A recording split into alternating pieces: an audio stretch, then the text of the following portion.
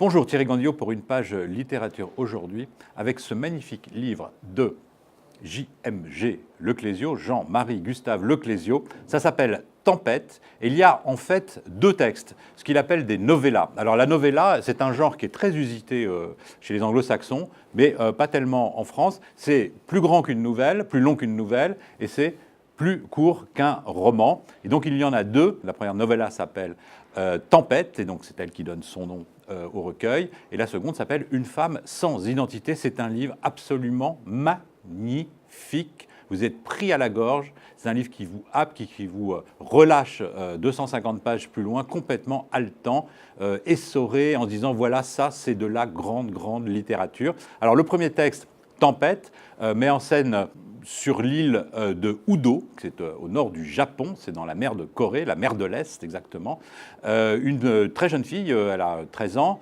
elle s'appelle June, et on apprend petit à petit qu'elle est née vraisemblablement d'un père GI noir, et donc évidemment, de ce fait, elle est mise un petit peu au banc de la communauté, et sa mère, qui s'est donc réfugiée sur cette île pour fuir la honte de cette naissance, honte entre guillemets, elle s'est réfugiée sur cette île, et elle est devenue plongeuse dans cette mer assez redoutable, plongeuse d'ormeaux, ce sont ces petits coquillages à la chair savoureuse dont les Asiatiques raffolent. Et cette très jeune fille va devenir amie d'un Américain qui, lui, est d'âge mûr. Il a, on imagine, entre 50 et 60 ans.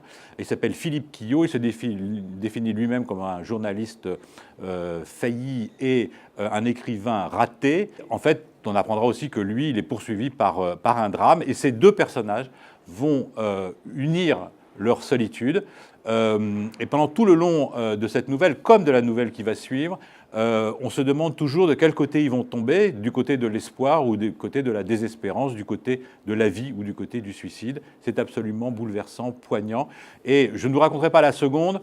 Elle est exactement dans la même thématique. On suit là une jeune fille. Depuis sa naissance, elle s'appelle Rachel. Je vous donnerai juste une indication. Son père l'appelle Rachel No Name, Rachel qui n'a pas de nom, et donc elle va porter comme une croix ce nom. Et là aussi, exactement de la même façon, deux options s'ouvrent, l'espoir ou le désespoir.